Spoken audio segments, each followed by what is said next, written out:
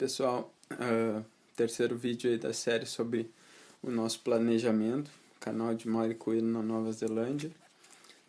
Hoje eu vou falar sobre algumas coisas importantes nessa preparação de longo prazo que a gente teve, inclusive algumas coisas que a gente não fez como gostaria ou nem mesmo fez, e que eu agora, depois que chegamos aqui, eu vi que são fatores importantes numa planejamento de quem está se preparando para vir para cá, ou até para qualquer outro país mesmo. Acho que é bem geral isso.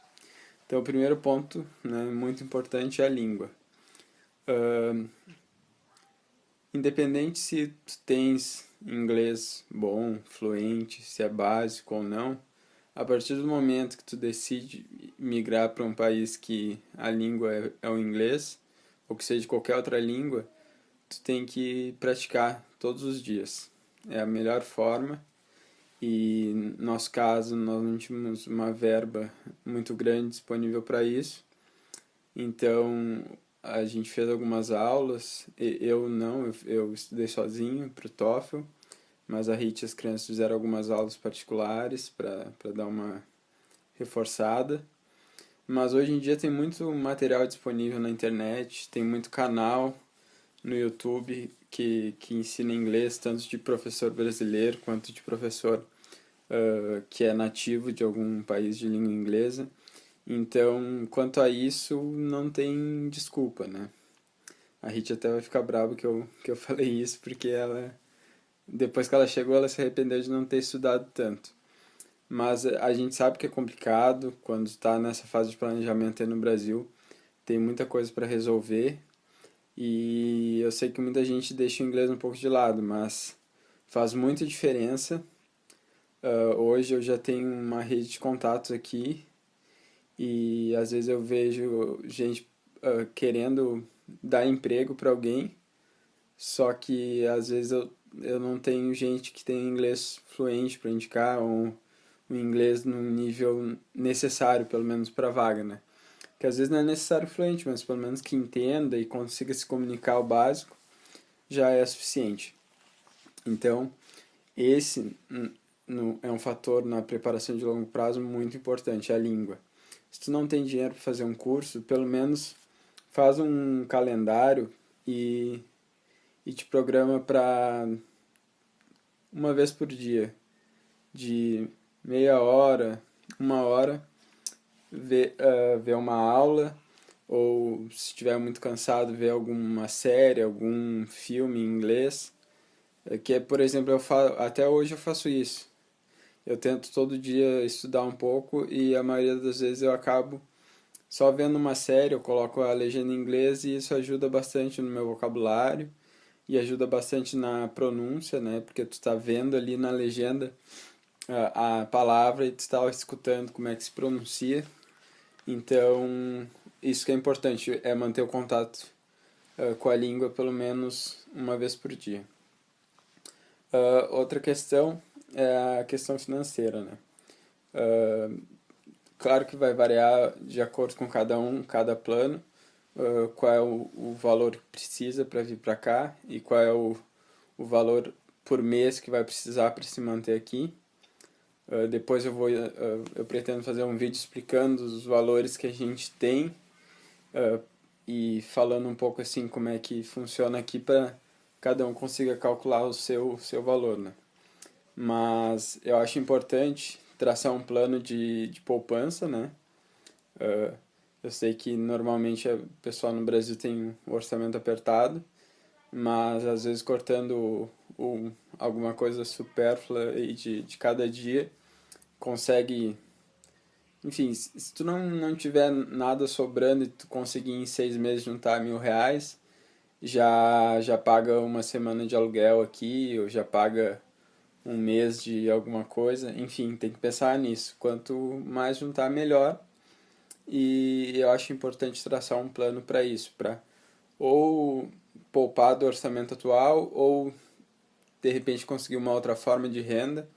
Por exemplo, no Brasil, nos últimos meses eu cheguei a trabalhar em 2 empregos, às vezes trabalhando de domingo a domingo, porque era necessário, eu sabia que precisava juntar um dinheiro extra para trazer para cá. Então eu me submeti a isso, eu sabia que era temporário, mas eu acho que é importante o pessoal ter esse senso aí de sacrifício antes de vir para fazer valer a pena, né? Terceiro ponto, os contatos. Tente já desde o Brasil estabelecer contatos com o pessoal que está aqui, até com a empresa, dependendo se tu é uma pessoa que tem uma qualificação muito demandada aqui. Então começa a estabelecer contatos, por exemplo, tem muita gente que já fala comigo com a HIT, pedindo ajuda por alguma coisa. Eu sei que os outros canais também às vezes recebem esse tipo de contato. A gente não se importa em ajudar por e-mail, Facebook, enfim. E isso é muito importante, porque quando tu chega aqui, tu já tem uma rede de contatos que podem te ajudar. É claro que ninguém vai te levar no colo, vai te dar um emprego assim do nada, mas é importante, quanto mais pessoas souberem que tu está chegando aqui ou que tu está aqui e souberem como é que é a tua experiência profissional, de vida, quais são teus planos, mais fácil de que alguém te indique, ou te indique não, que indicar é meio complicado hoje em dia, né? Mas pelo menos que alguém te diga, ó, tem uma vaga lá naquela empresa, eu acho que se encaixa no teu perfil. Então essa rede de contatos é muito importante, não só para emprego, mas também como para moradia. Às vezes quando tá chegando aqui, tá montando a casa, de repente eu sei, fulano tá vendendo uma coisa barata lá, o ciclano tá precisando, eu já posso fazer intermediar isso aí, entendeu? Então a rede de contatos, principalmente no início, é muito importante para ajudar o pessoal a se estabelecer aqui. Outro ponto aí, falando mais a parte do emprego, o LinkedIn. O LinkedIn é muito usado aqui, eu acho que é mundialmente usado, né? Mas o pessoal usa bastante aqui. E é interessante que antes de vir para cá, você já passe ele para pro inglês, né? Faça o perfil em inglês e comece a procurar as empresas da tua área aqui, ver como é que elas atuam no LinkedIn, de repente até já estabelecer algumas conexões com o pessoal que trabalha e estuda aqui também é interessante.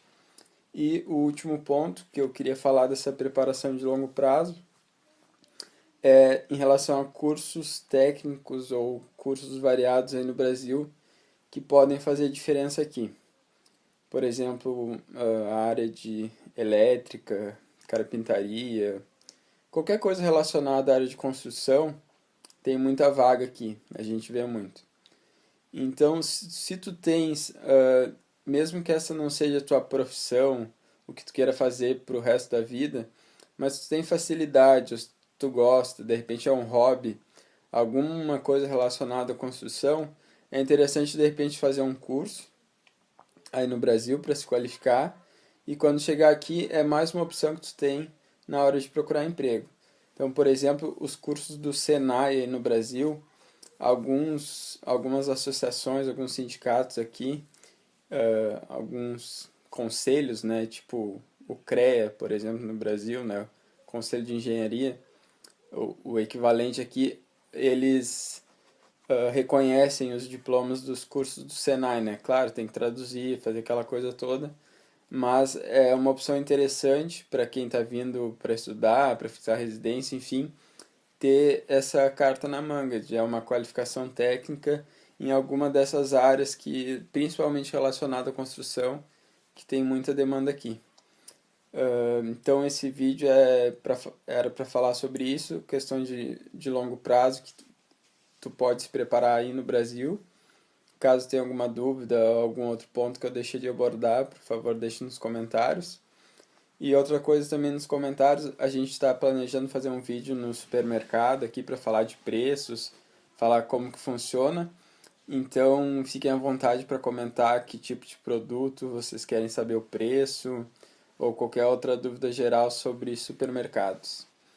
E sobre o próximo vídeo da série, eu vou falar um pouquinho do visto, bairros, acomodação temporária, passagens, exames para o visto, conta em banco aqui na Nova Zelândia. Vou tentar abordar esses pontos no próximo vídeo. Então era isso, pessoal. Um abraço, obrigado.